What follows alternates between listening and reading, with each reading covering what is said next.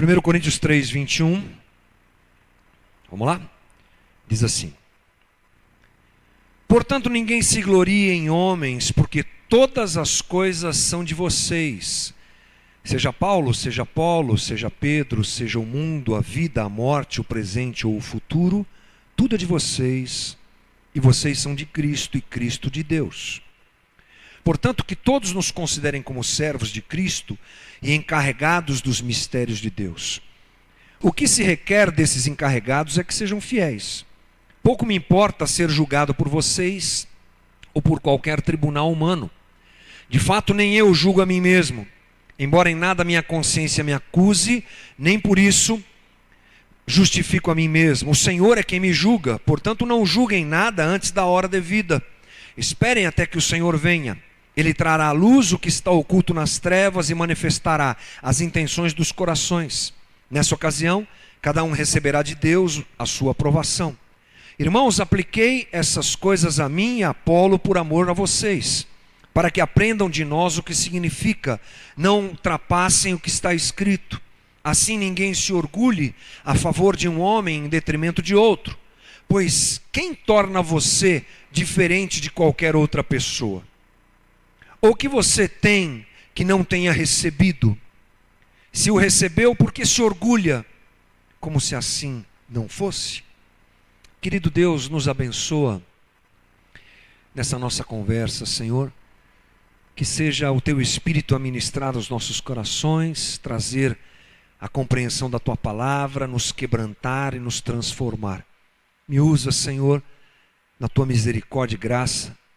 Me capacita, Senhor, e dá aquilo que eu não tenho, para que todos nós saiamos daqui edificados pela Tua palavra. Senhor, nosso desejo, nosso coração está nas Tuas mãos, Senhor. Age, fala e faz a Tua obra aqui no nosso meio, que nós te pedimos em nome de Jesus. Amém. Pergunto a você: quais são as marcas de um coração transformado por Deus? O que acontece com uma pessoa que quer e que é genuinamente tocada por Deus, encontra Deus, quer caminhar com Deus? O que é que acontece com a vida dessa pessoa? Se nós confiamos em Cristo, como deve ser o nosso coração? Nós não estamos falando só de comportamento moral, porque nós já aprendemos que nós podemos fazer coisas boas com motivações ruins. Não é disso que nós estamos falando de alguma coisa mais profunda. Nós podemos fazer coisas certas com o coração cheio de medo, de orgulho, ou até mesmo com uma grande sede de poder. Então nós estamos falando de coração mesmo, um coração transformado por Deus. Valores internos, aquilo que faz tudo funcionar de dentro para fora. Como é que deve ser o nosso coração? É uma boa pergunta. Vamos pensar um pouquinho nesse texto. Paulo, ele está escrevendo à igreja de Corinto. A igreja de Corinto foi fundada por Paulo no ano de 50, 51 depois de Cristo.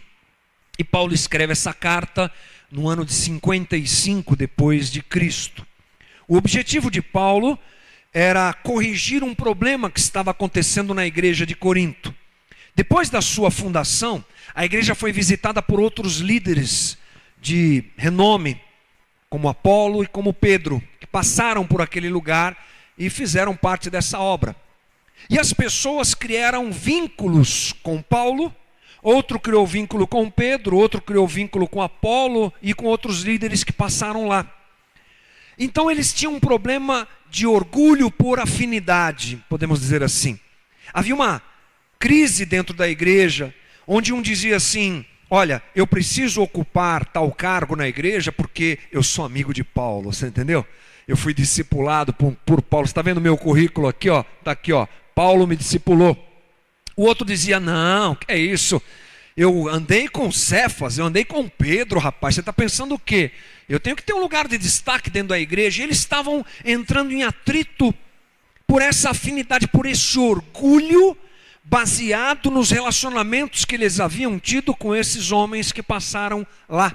Então, Paulo, na verdade, está trabalhando essa questão e trazendo à tona que o problema deles era orgulho por terem se relacionado com aquelas pessoas tão proeminentes, tão conhecidas, tão importantes, e uma vanglória por causa disso.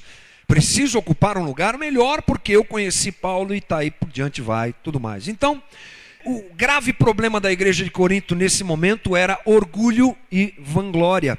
Era o que acontecia ali no meio deles. E nós entendemos que a causa das divergências presentes no mundo é essa. Portanto, essa exortação de Paulo cabe muito bem a nós.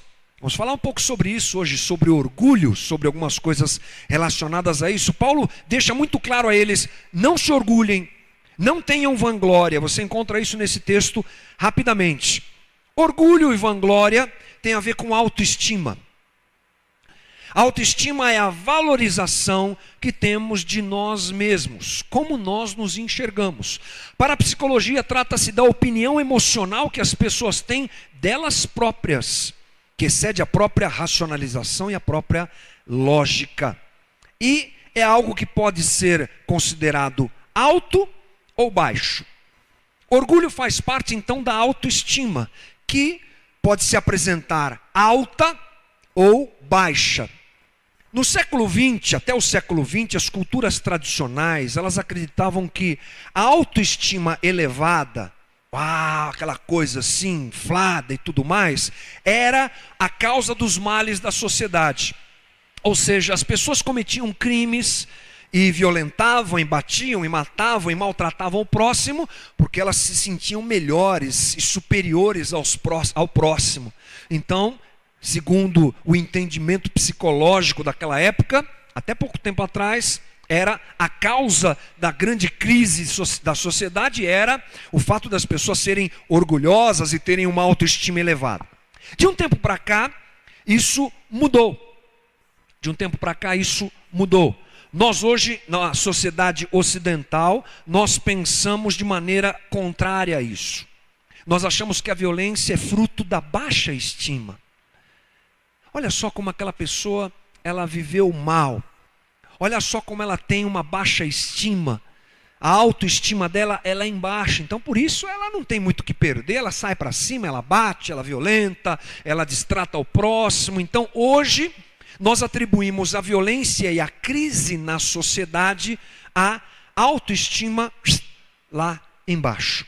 Nós pensamos que as pessoas agem mal por terem uma autoestima lá embaixo. Muito bem, autoestima elevada ou autoestima baixa é o discurso presente na nossa sociedade e é o discurso presente inclusive na igreja. Veja que coisa interessante, a gente procura às vezes uma igreja para tentar levantar nossa autoestima, que está lá embaixo. Estou passando por problemas, estou meio deprimido, estou meio chateado, eu não estou bem e eu preciso ser levantado. Então, hoje nós temos um modelo de evangelho que inclusive atende essa demanda. Você é mais que vencedor, você é incrível, você é bonito, você é demais, Deus vai fazer tudo na tua vida, a pessoa se levanta. Então, na verdade, nós vivemos entre essa gangorra. Autoestima, baixa estima, autoestima, baixa estima, nós andamos assim. Paulo, inclusive, detecta isso lá na igreja de Corinto e quer trabalhar a vida deles a entenderem que algo a ser trabalhado na vida deles, melhor dizendo, é mais profundo. Paulo não só quer corrigir essa questão de autoestima baixa ou alta. Paulo quer trabalhar alguma coisa que nós conhecemos como ego. O ego humano, que somos nós, é a base da nossa própria autoestima. Então a coisa é mais profunda. Paulo trabalha mais lá no fundo. Paulo não fica exortando eles a regularizarem a questão da sua autoestima. Paulo vai mais fundo ainda. Paulo vai trabalhar no ego. Paulo identifica que o ego humano é que é o grande problema. O ego humano é que é naturalmente enfermo e doente. Como é que a gente sabe disso? 1 Coríntios 4:6, Paulo exorta aqueles irmãos que nós lemos agora. E ele diz assim: assim ninguém se orgulhe a favor de um homem em detrimento de outro homem. Já é um ótimo conselho, né? Para você não ser orgulhoso já é um ótimo conselho. Acontece que a palavra usada por Paulo aqui é o termo grego físio. Não é um termo comum, é um termo diferente de outros termos. Nós temos o termo no grego hubris. Hubris quer dizer orgulho. Por que Paulo não escreveu hubris? Paulo escreveu físio. Sabe o que é interessante? É que essa palavra ela só é encontrada em 1 Coríntios 6 vezes, em 1 Coríntios, e depois uma vez em Colossenses capítulo 2 só. É uma palavra diferente. Ela tem um sentido interessante de soprar. Vou ler aqui para você. No sentido primário de soprar, inflamar, encher, fazer crescer. Tem a ver com fole. Cresce, esvazia, sabe? Tem a ver com um órgão humano estendido depois de receber muito ar, prestes a explodir. Então, na verdade, Paulo, ele define o ego humano assim: inchado, inflado, expandido, além do tamanho natural. É aí que Paulo quer trabalhar os coríntios. E é aí que a gente precisa ser trabalhado. Nosso problema não é autoestima baixa ou alta, o nosso problema é o ego. Então, Paulo pinta um quadro a respeito do ego humano, que eu acho que vale a pena a gente pensar. Primeira coisa que Paulo deixa claro é que o ego humano, ele é vazio. Ele é inflado, mas é vazio. Ele é oco. Você sabe que o coração do homem precisa de Deus. Nós temos um espaço que é reservado a Deus na nossa vida. E a gente muitas vezes tem a tendência, aliás a tendência humana é não buscar a Deus ou querer viver de forma independente de Deus. Acontece que o buraco está lá. Se Deus não está no buraco, alguma coisa vai entrar naquele buraco. Pastor Ed René diz que Deus é uma etiqueta que eu coloco onde eu quero. Aqui, ó. Coloco aqui no computador, coloco no celular, outro coloca no carro, o outro coloca na mulher, o outro coloca no marido, o outro coloca no relacionamento, o outro coloca na carreira. Aquilo preenche o lugar de Deus, é uma etiqueta. E o grande problema é que nós muitas vezes etiquetamos coisas como Deus que não são Deus. E o que acontece? Essa coisa entra em nós, mas ela nunca vai ser do tamanho de Deus. Nós temos um espaço vazio, o nosso ego é vazio.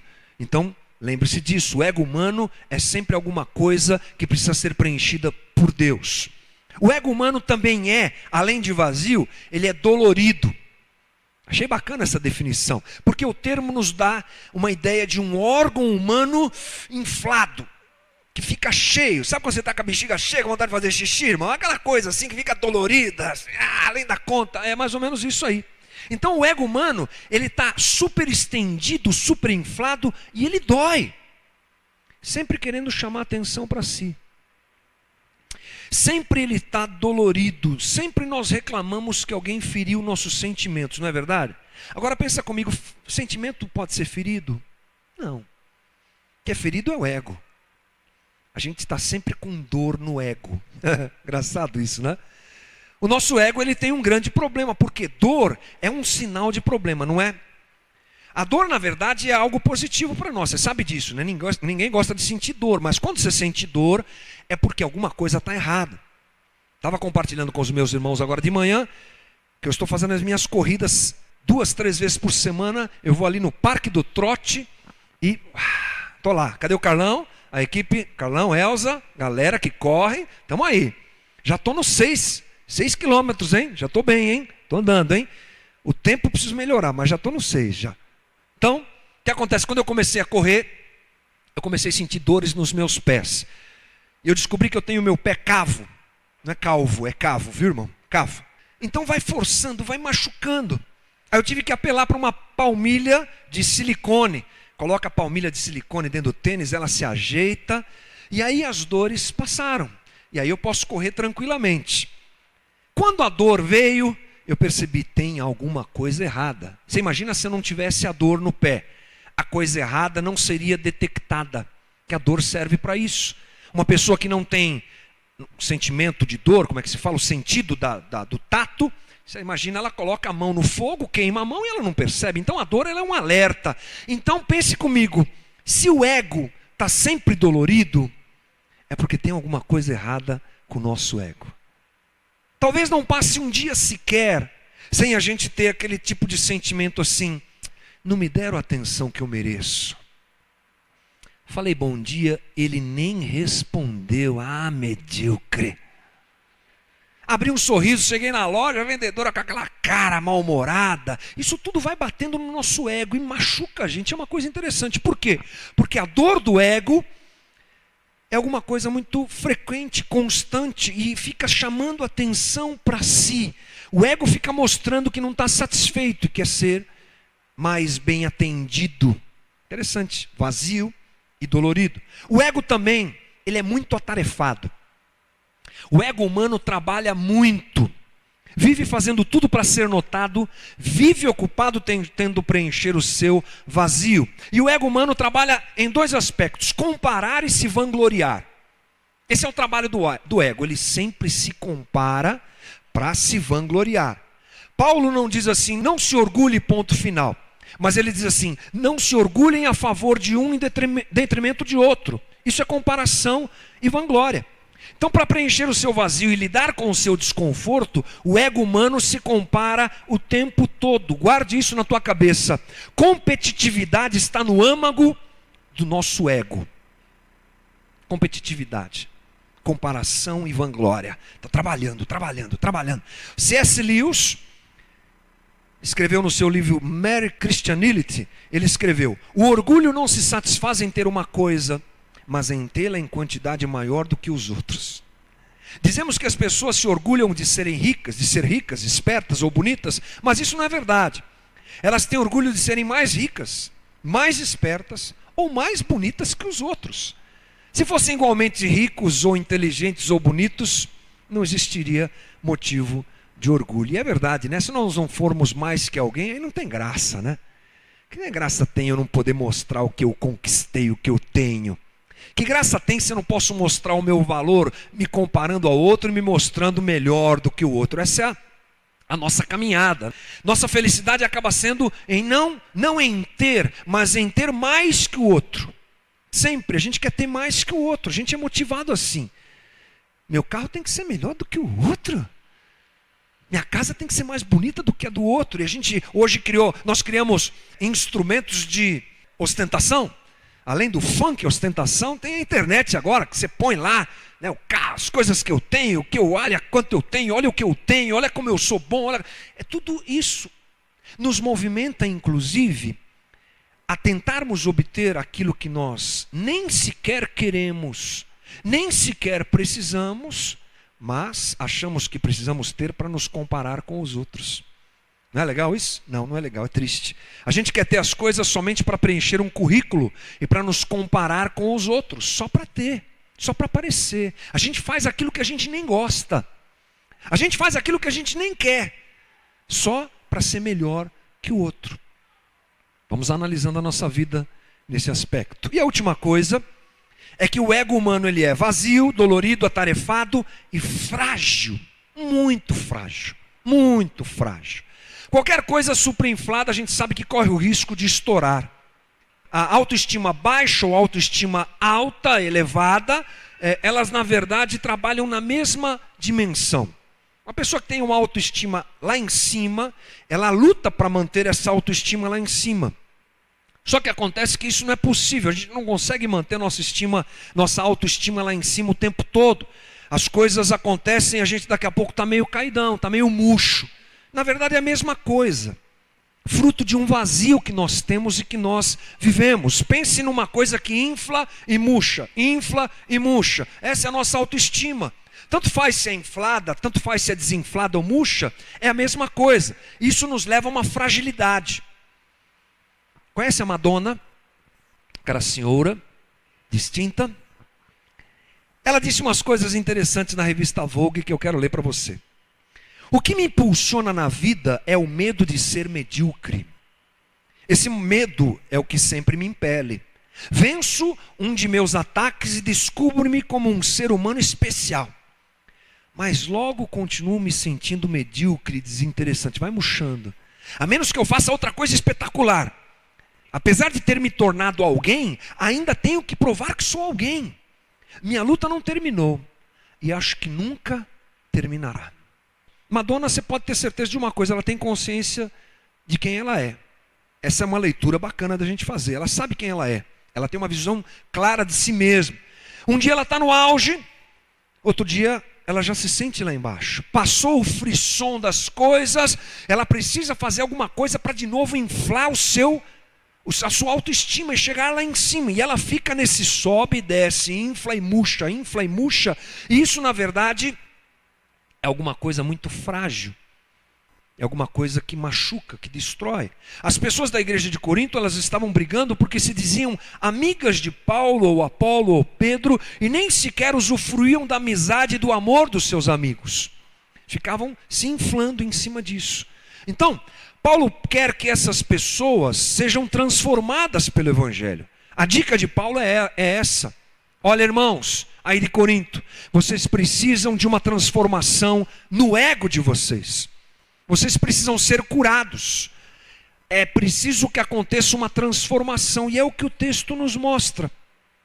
Olha só que interessante, versículo 3 diz assim: pouco me importa ser julgado por vocês. Opa! Ou por qualquer tribunal humano.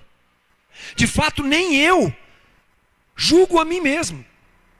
Embora em nada minha consciência me acuse, nem por isso justifico a mim mesmo. O Senhor é quem me julga. Bom, Paulo usa uma palavra julgado que tem o mesmo significado de veredito. Veredito. Então vamos pensar assim: pouco me importa receber o veredito de vocês. Alguma coisa assim. Pouco me importa ser aprovado, receber o veredito de vocês. Paulo está dizendo que não se importa com o selo da aprovação dos coríntios, diferente do exemplo que a gente deu agora há pouco da Madonna e de todos nós, na maioria das vezes. A gente se importa demais com o que as pessoas falam. Paulo, ele não precisa sentir a aprovação de ninguém. A sua identidade não depende do que os outros pensam ou dizem. Como é que Paulo raciocina isso? Bom, como é que a gente alcança isso? Como é que Paulo vive isso? Paulo, ele segue um outro caminho diferente daquele que a gente frequentemente pensa ser o melhor caminho. Paulo, ele não segue o caminho da autoestima lá em cima ou da autoestima lá embaixo. Ele vai por outro caminho. Paulo, inclusive, diz que a sua consciência limpa, nem a própria consciência limpa dele é sinal de inocência da sua parte. Paulo sabe que tentar alavancar a autoestima seguindo nossos critérios ou critérios de terceiros é uma armadilha. Ele sabe disso. Sabe que o caminho que aqueles lá de Corinto estão seguindo está errado. Então vamos pensar em quem é Paulo. Como é que ele chega nisso? O que a gente identifica na vida de Paulo que nos dá entendimento a respeito disso? Bom, pense nas 10 pessoas mais influentes da humanidade. Paulo está nessa lista. Um cara confiante em si. Você não encontra nenhum momento de assim, Paulo assim, meio assim. Não, sabe como é que é? Um cara confiante, estável. Nada inquietava Paulo. Autoestima, lá em cima. Um cara que tinha uma autoestima incrível, resolvido. Muito bem, porque as pessoas de autoestima geralmente são assim. Agora, ao mesmo tempo você encontra Paulo dizendo, lá em 1 Timóteo 1,15, dos pecadores eu sou o maior. Opa, lá embaixo. Primeiro você vê um Paulo lá em cima e agora você vê um Paulo lá embaixo. Isso não fecha, é meio paradoxal essa situação. Isso foge à nossa regra. Nós não estamos acostumados com pessoas tão confiantes e tão esclarecidas sobre o seu pecado ao mesmo tempo. Paulo sabe quem ele é como pecador. Dos pecadores eu sou agora, eu sou. Ele não fala eu fui, ele fala eu sou o maior. Consciência absoluta de quem ele era. E ao mesmo tempo ele sabe quem ele é, o realizador. Sabe o que acontece? É que Paulo não entra nesse jogo. O que ele é não mexe com ele. A sua autoestima não está ligada a essas coisas. Paulo, na verdade, é um homem curado pelo Evangelho de Jesus Cristo. A gente não consegue ser assim. A gente se julga todo dia. O que é que estão pensando de mim? Quem eu sou? Olha como eu sou ruim, olha como eu sou péssimo, como eu não consigo. A gente se julga toda hora e nós nos submetemos ao julgamento dos outros. Isso faz a nossa autoestima subir e descer. Nós somos assim. Nós estamos em um tribunal frequente. Nós somos completamente insatisfeitos nesse aspecto. Então, Paulo ele vai por um território diferente. Quando ele erra ou quando ele acerta, o ego dele não reclama. ele é curado. Ele é curado pelo Evangelho de Jesus Cristo. E o segredo está na humildade resultante do Evangelho que Paulo apresenta. O Evangelho de Jesus Cristo trouxe a Paulo algo chamado humildade. Não aquela que a gente imagina ligada a uma postura assim, farisaica. Não, é verdade. Humildade genuína e real. É disso que a gente está falando. A essência da humildade resultante do Evangelho não é pensar em mim mesmo como se eu fosse mais, nem pensar em mim como se eu fosse menos, é pensar menos em mim. A humildade resultante do Evangelho me faz pensar menos em mim. Ela não me empurra lá para baixo, nem me levanta lá para cima. Ela traz algo que a gente pode chamar de autoesquecimento. Está preparado para se esquecer de você mesmo, irmão? É disso que a gente está falando. Menos eu e mais ele. Importa que eu diminua e ele apareça. Opa! É esse caminho? É esse caminho. Não se trata de uma autoestima baixa ou elevada, mas de humildade, de autoesquecimento que traz uma grande liberdade para nós. Nós somos aprisionados nessa coisa da autoestima. E um ego tratado pela humildade que vem do Evangelho, ele nos cura. Uma pessoa realmente humilde, ela não se ressente de críticas. Se eu não penso em mim mesmo, o que é que me importa o que os outros vão dizer sobre mim? Se eu estou me diminuindo a cada dia. Bate e volta. Ela não se ressente de críticas, não se preocupa demais com o que os outros pensam dela. Não se cobra nos seus próprios erros. Veja como o Evangelho vai mudando o nosso ego, vai tratando a gente, fazendo a gente se esquecer menos da gente e resolver esse problema de uma vez. Alguém que se esquece de si mesmo age de forma diferente. Quem tem o ego satisfeito e não é inflamado, não se deixa bater pelas críticas. Inclusive pode usar as críticas para melhorar e para ser um instrumento de mudança, porque o Evangelho nos leva a isso. Não é verdade? O que o fulano está falando é verdade, acho que eu preciso melhorar nisso aqui. Simples e fácil. Não bate em mim causando dor. Quem é ele para falar mal de mim? Olha para o seu nariz, que eu olho para o meu, que na verdade é maior que o seu, e vambora e tal. Não, eu me esqueço de mim mesmo. E o que o outro falou, encontra espaço para eu melhorar a minha vida e a minha caminhada. Pergunto para você, quem é que não gostaria de ser assim? Olha, alguém que não precisa de elogios, mas ao mesmo tempo não tem medo de recebê-los. Não seria incrível se a gente fosse assim? Não precisar caçar elogio todo dia. Ou, quando aquele elogio vem, ele também não muda a minha vida, porque tanto faz como tanto fez. Seria bom, né? Seria bom sermos alguém que não tem fome de reconhecimento, mas quando ele vem, eu não tenho problema de receber e administrá-lo. Quem é que não gostaria de olhar para si num espelho e ficar satisfeito com o que vê? Oh, aleluia! Incrível! Porque menos eu. Olha para o espelho e fala, o que você quer dizer com isso? Não tem problema nenhum. Tá bom assim, vamos embora. Estou resolvido. Então, esse trabalho da humildade no nosso coração, ele é possível.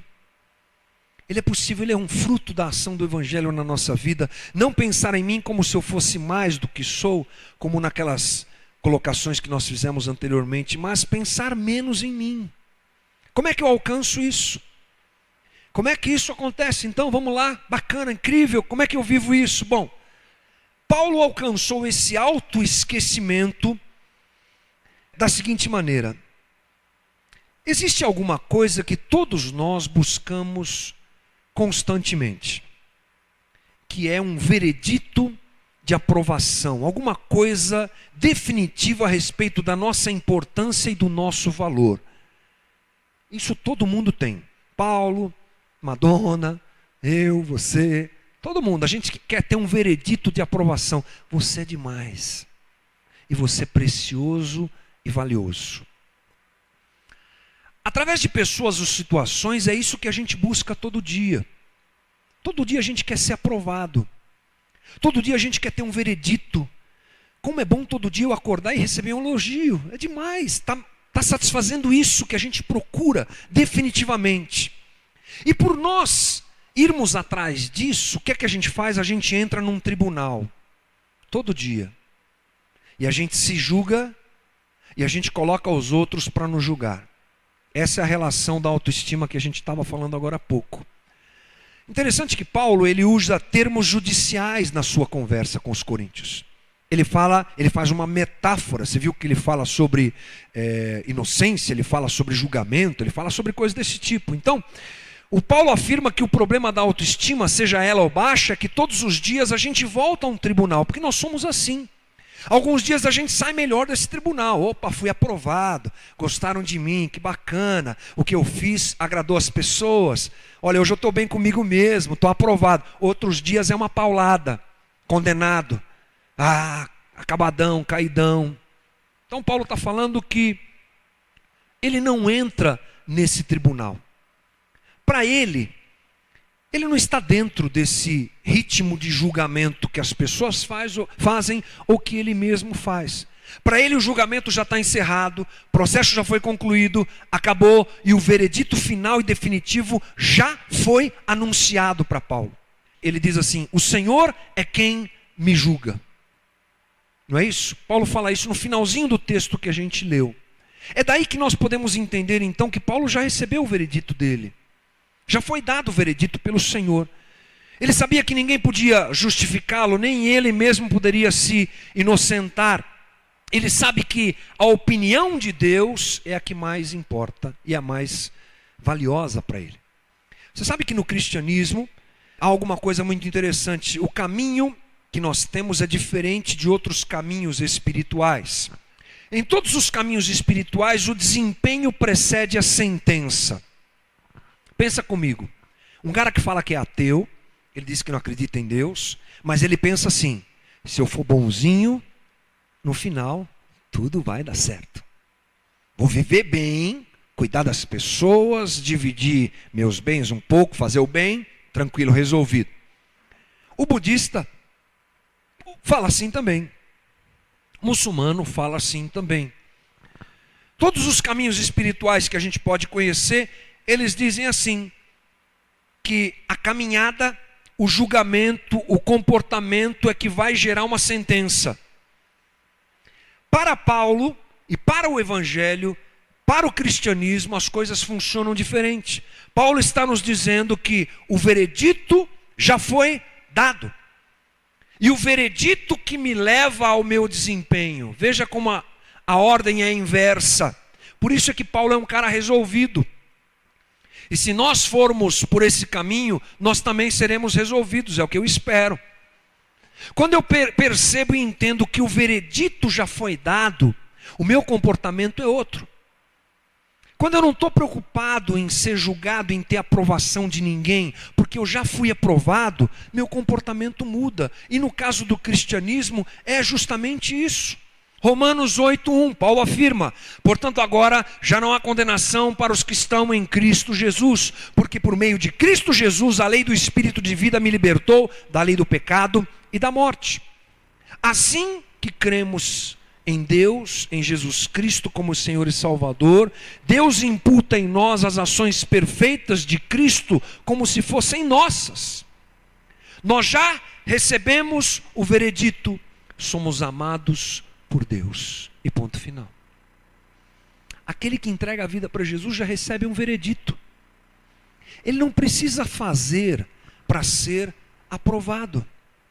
Ele não precisa de aprovação de Deus, aliás, de Deus ele já tem. Não precisa aprovação das pessoas, não precisa da sua autoaprovação, já foi aprovado. Por isso é que Paulo age de forma diferente. Por isso que o ego dele é tratado e curado. Porque quem me julga, quem é? O Senhor. E ele já me julgou. Olhe para Paulo e olhe para a vida de Paulo, perseguidor do Evangelho, ajudou a matar cristãos. De repente, ele fala: quem me julga é o Senhor. Ele já me amou. Ele já me deu o seu veredito final. Como Deus me ama e me aceita, eu não preciso fazer as coisas para ser aceito. Está entendendo, irmão? Eu não preciso lutar para melhorar o meu currículo e apresentar para os outros como eu sou bom. Eu já fui aprovado por Deus. Não tenho que fazer as coisas para parecer o melhor. Eu, na verdade, faço as coisas pela alegria de fazê-las. Eu ando em santidade pela alegria de andar em santidade. Eu não cometo uma violência e não mato ninguém, não saio por aí destruindo as coisas, porque eu tenho consciência de que Deus já me amou. Eu preciso retribuir isso. Portanto, o meu comportamento não é para ganhar aprovação, mas é para retribuir uma aprovação que eu já tive e que eu já recebi dele. Assim, nós entendemos que o desempenho jamais alcança o veredito. No caso da Madonna, ela vai ficar tentando a vida toda e nunca vai alcançar. Porque ela nunca vai ser boa o suficiente para ela, para os outros. Ela nunca vai ser. Assim como a gente também nós nunca seremos. Então Paulo entende que ele já deixou o tribunal, por quê? Porque Jesus foi julgado no seu lugar. Esse julgamento já aconteceu com Jesus. Sobre Jesus foi colocado esse julgamento, aliás, um julgamento errado, injusto, pelo qual ele passou, no meu lugar e no teu lugar. Sofreu a morte que sofreu para nos substituir. Por isso, a única opinião que interessa, irmão, é a de Deus. E Ele já nos deu a sua opinião.